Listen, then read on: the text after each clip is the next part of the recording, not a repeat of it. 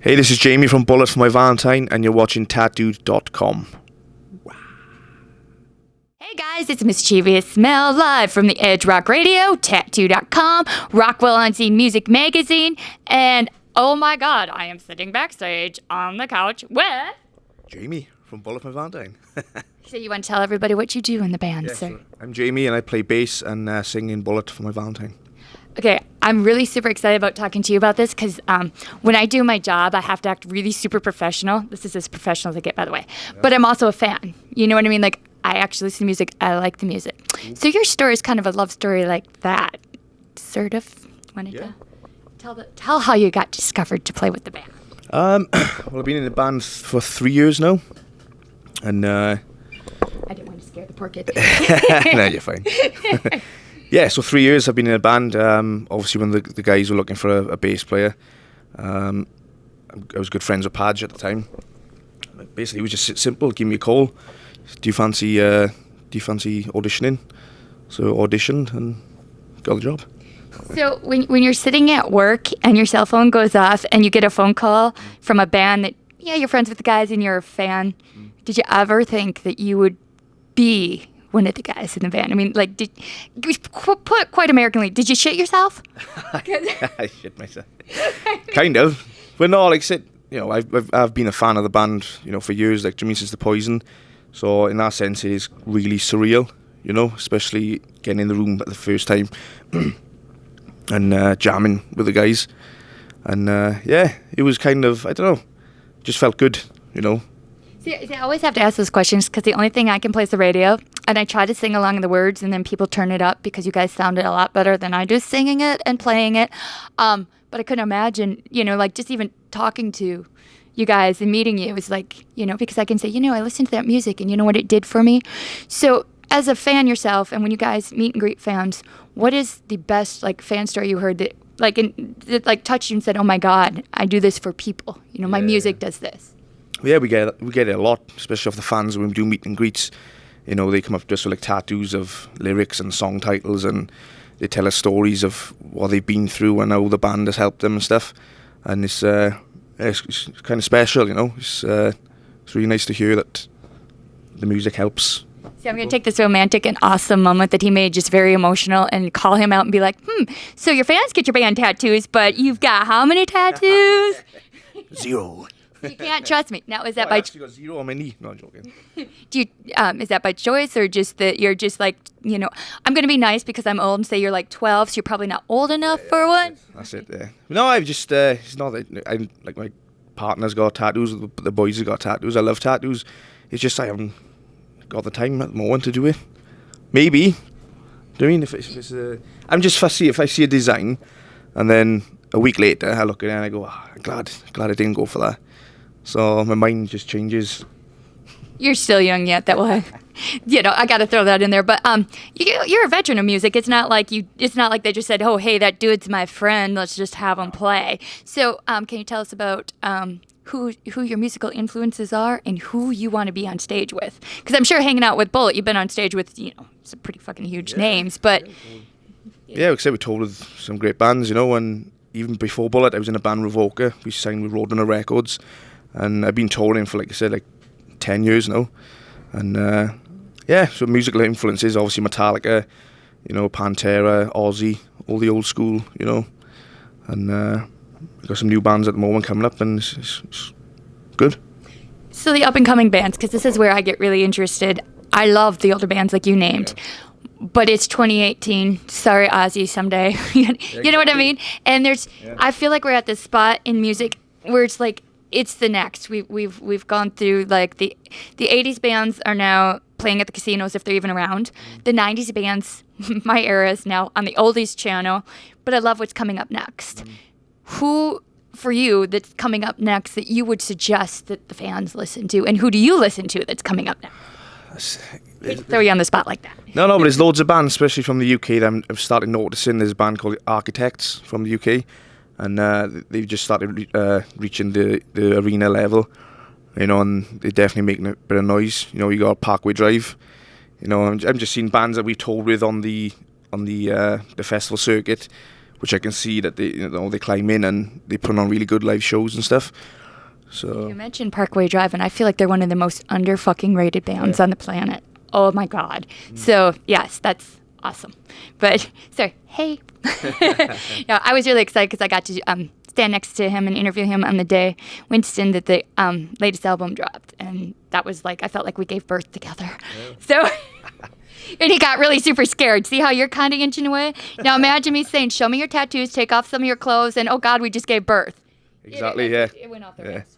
Now, I said we kind of want to know you as a person, and you're musical, and you're very talented.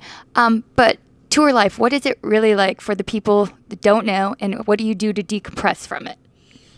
It is, like I said, we wouldn't do it if we didn't love it, but touring it is great. We get to revisit these places, play in front of these amazing people on festivals and stuff, and it can get a bit, homesick as well, because obviously we've got families. I got a little boy, and you do miss home a lot, but you got FaceTime and stuff, which helps a lot.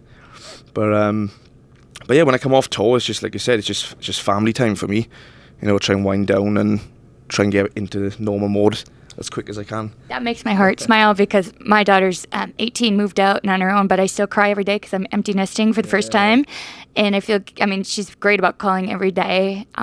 But it was her that introduced me to you guys' kind of music back when she was like, God, years ago. Like we would do the Mommy and Me Ticket to Warped Tour, which is fucking fabulous because Mom got to go into the pit. All the other moms were sitting in the chair getting misted. I'm like, fuck, you're misting. Get out in the pit. Come on.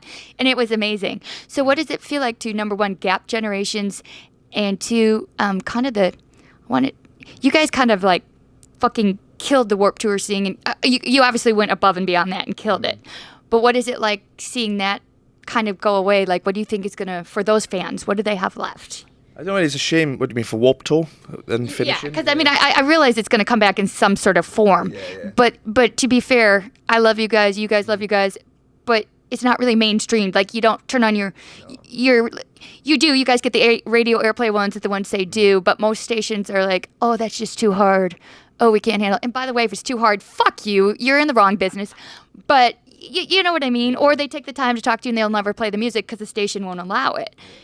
So for those fans, what do you think is going to happen or fill that gap or that vacuum? I don't know. It's like going back on the Warped Tour thing is obviously a shame because of the bands. They get a chance to tour the US for like 3 months, and they get that opportunity and like I said, there's a lot of the big bands like Avenged Sevenfold. Like that's where they started, I guess, right? Do you know what I mean? And I don't know. I think it's something's going to be filled. I think there's going to be another tour, and something's going to come along. Well, I hope so anyway, to help us newer bands get the music out there, And so Warped Tour is both brutal and fantastic, I think.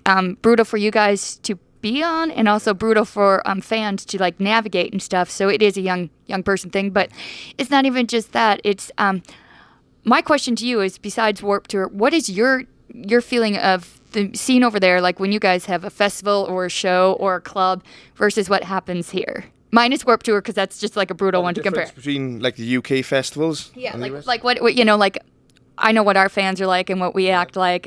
What is the differences to you? Like when you're looking out on stage and you're like, holy fuck, what are these people doing? Or, what do you see as differences? There's a lot more rain in the European festivals.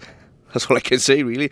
No, it's pretty much the same all year round. The fans, your metal rock fans, they just lose their shit everywhere we go, and that's what's so special and cool about this scene and the music. You just get that feeling of, this is the hour, or I don't know, like I said, the day to just release all the bullshit that they're going through or whatever, it's work, and they just leave it out and have a good time, and you see that everywhere, festivals in Europe, in the US, Japan, it's beautiful. It's a beautiful thing.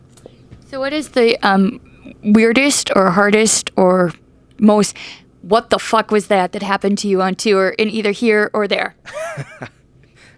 And I'm sure that there's a lot, and I'm sure there's a lot you probably don't want to share, although, I'm not afraid of prying, but... Yeah, no, I don't know, but I got a funny story. We played here about 2 years ago, and Jace was doing his drum solo, and we kind of go off the side of the stage. I can't remember where it was, but I opened this door and I went out this fire exit to chill out for a bit. I realised there was a fire exit door, so I couldn't actually open the door. So I literally had to run through the venue in front of all the fans, run around the block, and then through the fire exit, up on the stage, and jump on stage and play the next song. The boys didn't know what the hell was going on, and I was just like, fucking hell. How did I make that in time? It was Spinal Tap, then it was mental. That is fucking awesome. But it's funny because when I was running through the crowd, and I had my in-ears in, so I knew I had like, 30 seconds to get up on stage. And all the crowd, they were like grabbing me, going, yeah, Jamie. And I was like, I gotta get back on fucking stage. Like, so run through the door, run around. So is that kind of like the mental version of I just applied to be on American Ninja fucking Warrior because I just ran down the steps, down the block, through a fucking crowd of people, body slammed myself back on stage, and still killed it the next song. I just couldn't stop laughing. To me, that's the kind of exciting stuff. Yeah. I think if you're a fan, you're a fan. Well, now that we pried some stories out of you and I kept you for a really long time because I think he's telling me I talk too much, just say what you would like to say to a fan that has not yet come, or what they can expect to see when they see, pimp yourself out. Yeah, come to a show, come and have a good time. If you want me to a Bullet show, then you're definitely missing out. Come, have a good time, rock out. Let's do it. Agree. If you like them on the albums, then I know that you do, because there is most albums you fast forward something. Your guys' I don't. Get you a fucking show because it's a better beast. Oh my God, I can't wait for the show. Okay. Anyways, now that I've fangirled and I scared the poor kid, we will see you on the road with the Edge Rock Radio. Tattoo.com, Mischievous Mel, Rockwell Radio. The end.